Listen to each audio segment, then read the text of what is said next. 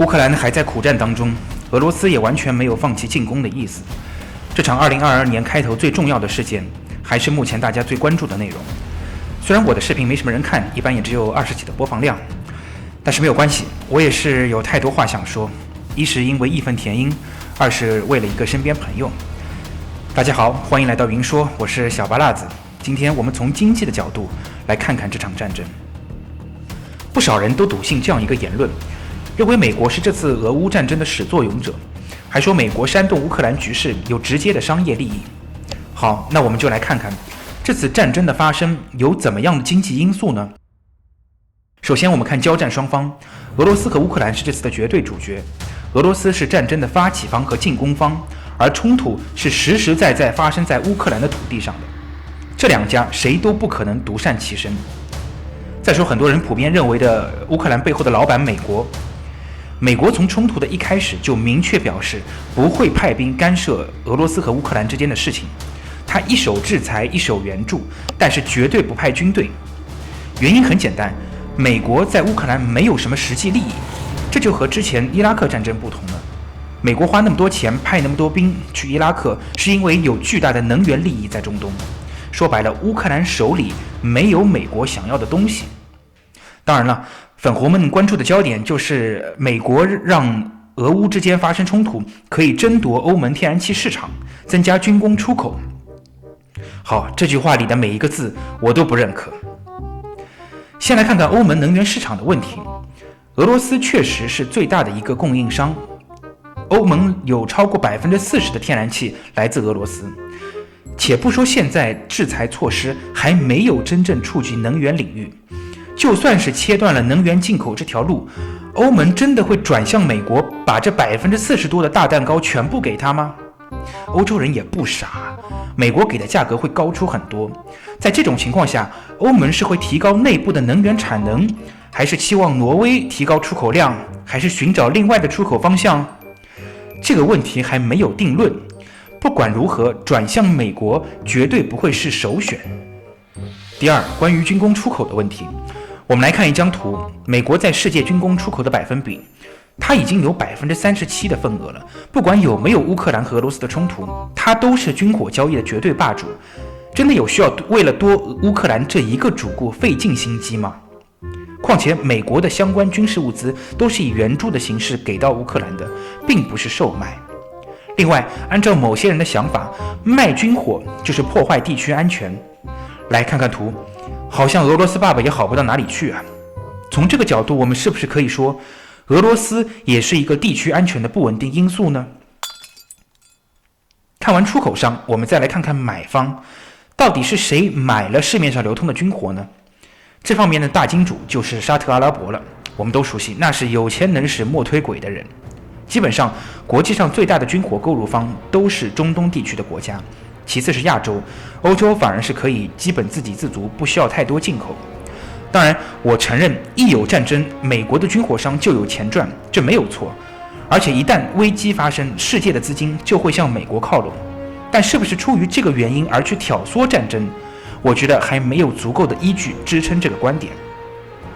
美国二战后的繁荣，最重要的一点就是美元霸权。只要有美元霸权在，不管发生什么事，资金都会流向美国，这是现在的现实情况。而且按照我们的常识，挑唆往往都是挑唆事件发生的主动方。俄罗斯出兵侵略乌克兰，这事情真的是美国可以挑唆的吗？美国的意见什么时候对于对于俄罗斯那么重要了？还是说美国挑唆乌克兰主动被俄罗斯侵略？这当中的逻辑关系，你仔细想，非常的辱华。第二个问题，现在的制裁能阻止俄罗斯吗？先简单列举一下目前为止实施的制裁举措。首先是7家俄罗斯银行被 SWIFT 系统剔除，冻结俄罗斯外汇存底6300亿美元当中的至少一半，禁止使用美元、欧元、日元、英镑进行交易，禁止军工企业和主要金融机构交易，高科技封锁，冻结部分官员的海外财产，以及37个国家对俄关闭领空。对于关闭领空这件事，我看到俄旅游运营商协会说，现在大约有2.7万名游客回国受阻，需要官方协助。很好，我希望俄罗斯公民一定要记住，你的护照虽然不能带你到世界上的任何一个国家，但一定能从任何一个地方接你回家。加油！至于说制裁能不能阻止俄罗斯，我认为肯定是不能的。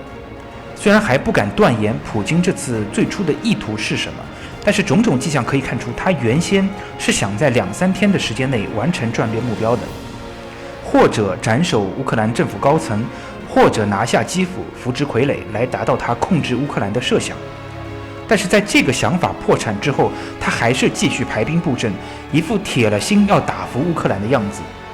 我相信各国的制裁早就在他的预料之中了，哪怕这样，他也要赌上俄罗斯未来10几年的国运，可见他的疯狂。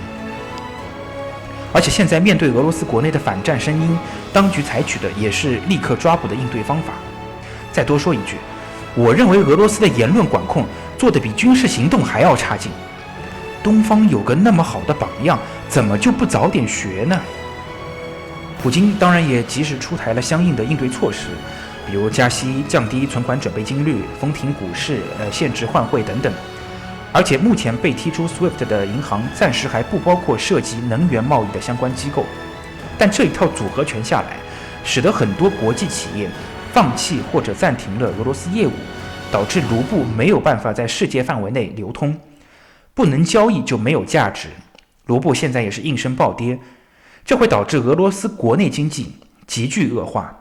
虽然说俄罗斯这几年来一直就生活在制裁的阴影里，但这次措施的力度和广度都是之前的种种都不可比拟的。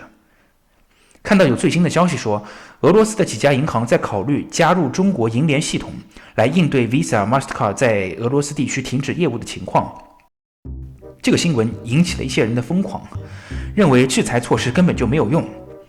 我就想问一句，这联名推出的信用卡用什么货币结算呢？会用美元还是欧元还是人民币？看看现在俄罗斯限制外汇流出的规定，如果俄罗斯公民还是用卢布来结算银联信用卡的话，请问我们要这贱如废纸的卢布干什么呢？去跟其他国家做贸易吗？到最后，中国还是俄罗斯的钱袋子，而很多人为此疯癫。制裁措施虽然不能带来和平，那到底有没有意义呢？首先，作为一个发起侵略战争的一方，制裁是为了让俄罗斯受到应有的惩罚。这就好比法院的判刑，你做错了事，不可能一点代价都没有。其次，从经济制裁开始，会让俄罗斯被全世界孤立，内部恶化的经济也会保证它不会再有下次疯狂的资本。